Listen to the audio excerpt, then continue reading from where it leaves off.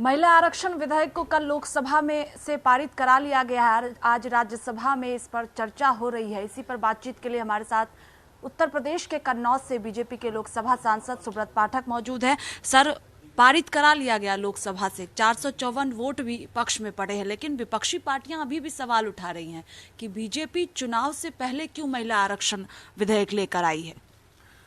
देखो, भारतीय जनता पार्टी इसको लेकर आई है, उसमें कोई राजनीति नहीं हुई नहीं। आज तक तो इस पर राजनीति होती रही। कभी राज्यसभा में ले आए, लोकसभा में फेल कर दिया, हम लाए, उनसे गिरवा दिया। तो ये कुल मिलाकर कांग्रेस जो इस देश में जो पाप कांग्रेस ने किए हैं वो सब धीरे धीरे उजागर हुए हैं। इनकी नियति नहीं रही कहीं। ये नारा तो देते थे गरीबी हटाओ, लेकिन गरीबी हटाने के लिए कुछ भी नहीं करते थे। अगर आज से 50 साल पहले जब नारा दिया गया था, अगर कुछ काम हुआ होता जिस प्रकार से आज प्रधानमंत्री श्री नरेंद्र मोदी जी ने शुरू किया है, तो आज ये आवश्यकता ही नहीं पड़ती। अगर मानो तब की सरकारों ने अगर लोगों के पक्के मकान बना दिए होते तो आज गरीबी खत्म हो गई होती। तब की सरकारों ने लोगों को बैंकों से जोड़ दिया होता तो आज गरीबी खत्म हो गई होती और भ्रष्टाचार भी खत्म हो गया होता। लेकिन उनकी नियति नहीं थी। और इसी प्रकार से उनकी महिला आरक्षण को, महिलाओं को आरक्षण वोट लेने की तो नियति थी, लेकिन आरक्षण देने की कोई नियति नहीं थी।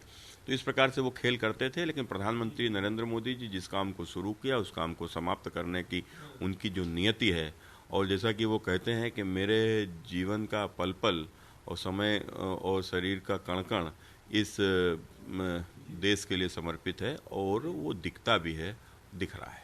कांग्रेस के कई नेता हैं जो कह रहे हैं कि सरकार बस सपना दिखा रही है, कब लागू होगा इसका कोई अता पता नहीं है। चाहे प्रमोद तिवारी हो, अधीर रंजन चौधरी हो, लगातार ये सवाल उठा रहे हैं आप लोगों को। कांग्रेस जानती है कि भारतीय जनता पार्टी को सपना नहीं दिखाती है भाजपा की सरकार, और भाजपा की सरकार अपने विचारों पर काम करती है। ये विचार जो हैं ये हमारी महान विरासत से हमको मिले हुए हैं, हमारी सनातन विरासत से, हमारी हिंदू संस्कृति से। तो उसमें महिलाओं को देवी के समान उनको माना गया है।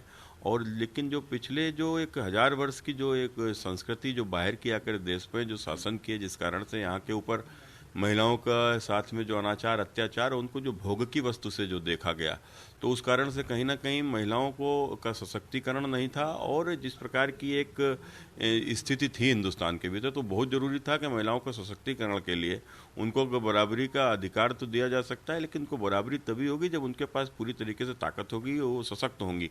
तो वो सशक्तिकरण के लिए ये बिल बहुत आवश्यक था। लेकिन इतने वर्षों तक इस पर सिर्फ राजनीति होती रही। प्रधानमंत्री नरेंद्र मोदी जी आए और उनके बाद में एक उसका जो कमेटी बनी है वो बिल्कुल स्पष्ट है कि वो अपने समय से सारी चीज़ें, अभी गणना अगर 2021 में होनी थी उस समय नहीं हो पाई, इसलिए कि उस समय के ऊपर आपने देखा कि कोरोना का संकट था। तो अब गणना स्वाभाविक है कि तुरंत इसके बाद शुरू हो जाएगी सारे दलों के उसमें, जैसा कि कल गृह मंत्री जी ने अपने वक्तव्य में कहा भी था। तो सभी की उसमें भागीदारी होगी तो ये होगा। अगर देरी होगी तो उसके कारण तो आप भी होगे ना, तो क्यों देरी करो भाई। उसमें सारी कम पार्टियों के लोग उसमें रहेंगे तो इसको फटाफट इसको निपटाया जाएगा। और आप देखो, जब धारा 370 हटा सकते हैं हम, तो इसको कोई बड़ी बात नहीं है भाजपा के लिए। उनको देना है, हम महिलाओं को सम्मान करते हैं और इस देश में देवी के रूप में देखी जाती हैं। हाँ, जो भोग के रूप में देखते थे उनको तो बर्दाश्त हो ही नहीं रहा है, बहाने ढूंढ रहे हैं। आपको लगता है कि लोकसभा में जिस तरह से आसानी से महिला आरक्षण विधेयक पास हो गया, वैसे ही आज राज्यसभा में चर्चा हो रही है तो पारित हो जाएगा, विपक्षी पार्टियों का समर्थन मिलेगा इसको? देखो, हमने कहा ना, नियति होती है तो सब होता है। प्रधानमंत्री जी की नियति है तो राज्यसभा से भी पास होगा। और लोकसभा, और इनकी हिम्मत नहीं किसी की पड़ी जो इस पर विरोध कर पाते।